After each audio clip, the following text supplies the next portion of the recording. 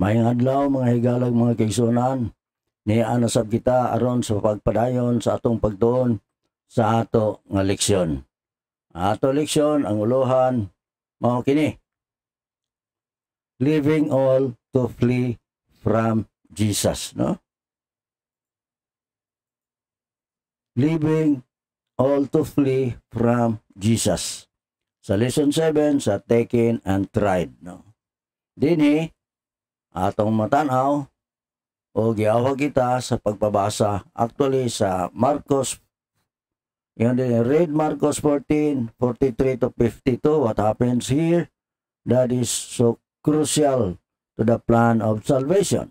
So mura siya ang pangutana. So nining ato ang pagpamalandong niining panahon ato kining hatagan sa pagtagad ang ato ang uluhan sa ato ang pagtuon. Leaving all to flee from Jesus. Unsay pasabot niini mga higala, pagbiya sa tanan aron mo kalagyo gikan kang Ginoong Hesus, no? So sa laing pagkasulti ang tanan ni biya gikan kang Ginoong Hesus. It is shocking that one of Jesus' closest associates betrayed him to his enemies. Makapakurat ang usa ka sa labing suod nga kauban ni Ginoong Hesus, nagbudhi kaniya ngadto sa iyaang mga kaaway. It is shocking. Even one of his closest associates, no? The Gospels do not go into great detail about Judas' motivation. Ang mga Ebanghelyo wala kayo maghatag og dakong detalye bahin sa motibo ni Judas. But Ellen G. White writes, Judas had not surely a strong love for money, but he had not always been corrupt enough to do such a deed as this, no? Si Judas, natural nga, sa sinulat ni Ginang White, nagingon si Ellen White, si Judas natural nga adunay dakong gugma sa salapi. Apan dili siya kanunay nga kurap aron mahimo ang ingon niini nga buhat. So dili ingon ani usab ka kurap si Judas. Pero ang iyang kusog kaayo nga gugma diha sa kwarta, ilabihan kayo, no? Unya padayon na to niyon dinhi, he had fostered the evil spirit of avarice until it had become the ruling motive of his life.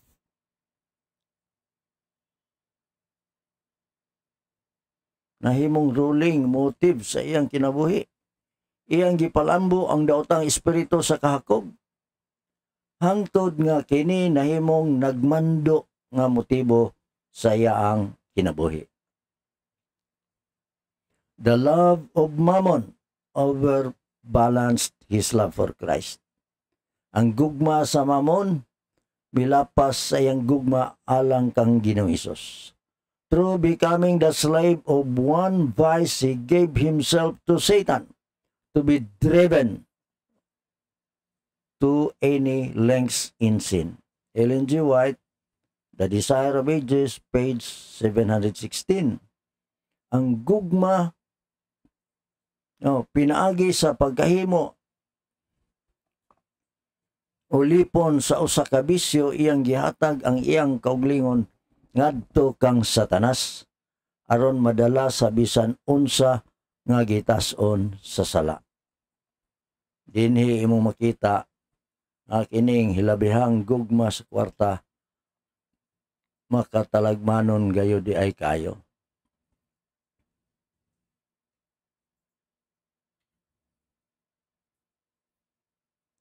Betrayal in itself is deplored by all, even by those who make use of betrayers. Compare with Matthew 27:3-7. Betrayal in itself. is deplored by all. Ang pagbudhi sa iyang kaugalingon gikasubo sa tanan. Bisan ni adtong nagagamit sa mga magbudhi. But Judas' deed is particularly nefarious because he seeks to hide his betrayal under the guise of friendship. Apan ang buhat ni Judas, labi kadautan. Tungod kay nagtinguha siya nga itago ang iyang pagbudhi sa ilalom sa panaghigalay. No? Makatalagmanon nga gibuhat o kuyaw kaayo nga dunay higala susama ni Judas. He gives the crowd instruction that the man he kisses is the man to arrest. Iyang gihatagan ang mga tao og instruction nga ang tao nga iyang hagkan mao ang tao nga iyang dakpon. So na ay ilhanan nga iyang himuon aron mailhan nila kinsay ilaang dakpon. It appears that Judas wanted to hide his perfidy from Jesus and other disciples. Balikon ko, it appears that Judas wanted to hide his perfidy from Jesus and other disciples. Mupatinaw nga gusto ni Judas nga iyang itago ang pagkamasukihon gikan kang Ginoong Hesus ug sa iyaang kauban nga mga disipulo o sa mga tinun-an ni Ginoong Hesus, no? Mao nay iyaang gihimo ni Judas, kuyaw kaayo, no? Yun din chaos breaks out when the crowd arrests Jesus. Someone draws a sword. John 18:10, 11 says it was Peter, and cuts off the ear of the high priest servant. So, dinhi mong malantaw, ulbo ang kagubot sa dihang gidakop sa mga tao si Ginoong Hesus. Adoy nay mihulbot og espada. So, 1:18 ug 11 nag-ingon nga si Pedro kini og kadtong mao nga tao. O giputol ang dalunggan sa sulugoon sa labang pari.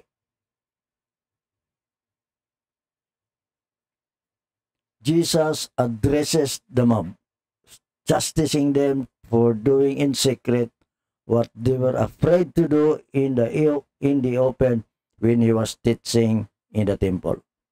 Si Ginoong namulong sa manggugubot nga panon, nagbadlong kanila sa pagbuhat sa tago sa unsay ilang gikadlokan nga buhaton, dayag nga sa buhaton sa dayag sa dihang siya nagtudlo dito sa templo.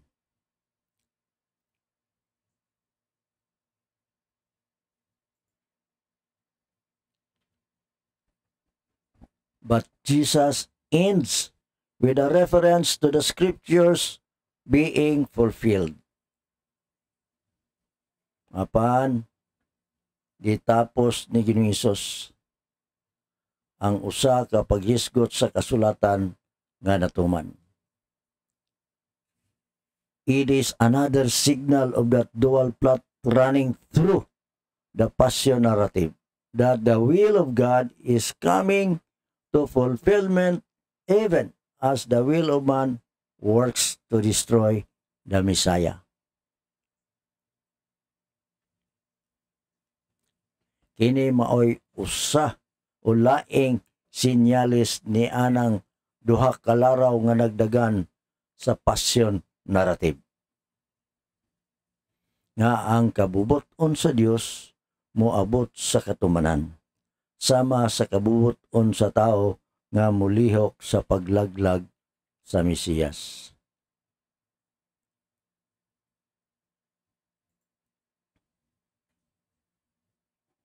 The disciples all flee. Ang taunang mga disipulo, including Peter, who nevertheless will reappear following Jesus at a distance and ending up getting himself in trouble. Ang tanan nga mga disipulo nangalagiw. Apil si Pedro nga bisan pa ni anak nagpakita pag-usab nga nagsunod kang Hesus sa layo ug sa katapusan mabutang sa kasamo. But Mark 14:51 and 52 tells of a young man following Jesus, an account found here and nowhere else in the canonical Gospels. Apan ang Marcos 14:51 o 52 nag-asoy bahin sa usa ka batan-on nga lalaki nga nagsunod kang Hesus. Usa ka asoy nga makaplagan lamang dinhi sa sinulat ni Marcos ug wala na sa laing bahin sa kanonikal nga mga ebanghelyo.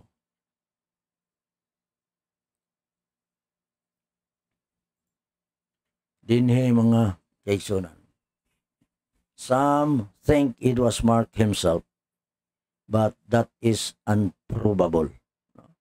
Ang uban nagauna-una nga mao ni si Mark, apan it is unprobable. What is remarkable that he runs away naked?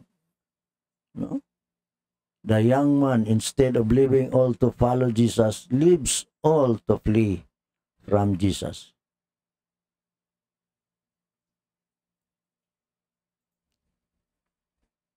Manang uban naguna-una nga mao ni si Marcos mismo apan kana dili nato mapamatud-an. Ang talagsaon kay nidagan siya nga hubo. Ang batan-ong lalaki imbis biyaan ang tanan aron mosunod kang Hesus, gibiyaan ang tanan aron mokalagiw gikan kang Hesus. Fleeing from Jesus. Leaving all to flee from Jesus. Niini nga mao nga panahon. Dunay ang ayan nato pamalandungan na nga pangutana nga angay natong tubagon. Think about the fearful idea that being a slave or only one vice led Judas to do what he did. What should this tell us about hating sin and by God's grace overcoming it? Ini nga pangutana mga kisunan, huna ang makahahadlok nga ideya nga ang pagkaulipon sa usa lamang ka bisyo mitultol kang Judas kang Judas sa pagbuhat sa iya ang gibuhat. Unsa ang isulti niini kanato mahitungod sa pagdumot sa sala o pinaagi sa grasya sa Dios pagbuntog niini. Unsaon nato mga higalag mga kaigsunan.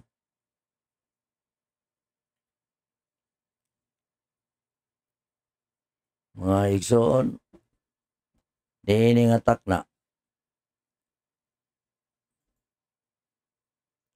atong sirhan ang atong pagtuon nagiuluhan leaving all to flee from Jesus pinaagi sa pagampo. Amo gamhanan, maluloyon nga mahan na akas mga langit. Maluoy ka, ayaw taon itugot nga kami maghimo o usa ka pagbudhi. Labi na sa naitabo ni Judas ngadto sa iyang gila nga Ginoo nga mao si Ginoong Hesus. Niini nga takna Ginoo, halos ang tanan mikalagiw gikan kang Ginoong Hesus sa panahon nga siya gidakop o gitaral ngadto sa hukmanan. Apan kami nagapangalyo po Ginoo nga dili kini masubli sa amo nga panahon. Hinunoa mupundar kami sa among pagtuo nga kanimo o nga tuguti nga pinaagi sa imong grasya o kaluoy makasunod kami kanimo bisan asa ikaw padulong. Apan amo usam gibati Ginoo nga ang kausaban hitabo ngadto sa mga tinun-an human ni adto nga mao nga sitwasyon. Niini nga takna nagapangalyo po kami nga in town sustihan mo kami pinaagi sa imong grasya. Ubani kami sa matag karon ug unya padala ang imong badlaang manlulunda sa pagbantay nga milikay kami gikan sa mga katalagman. Salamat sa pagtubag mo sa amo pagampo pagpasaylo sa among sala. Ug nga kining tanan amo gilaumang madawat sa ngalan ni Hesus. Amen. Mga higala, kining inyong igsoon Brother William Soriano Kaber magaingon. Panalanginan kamo sa Dios.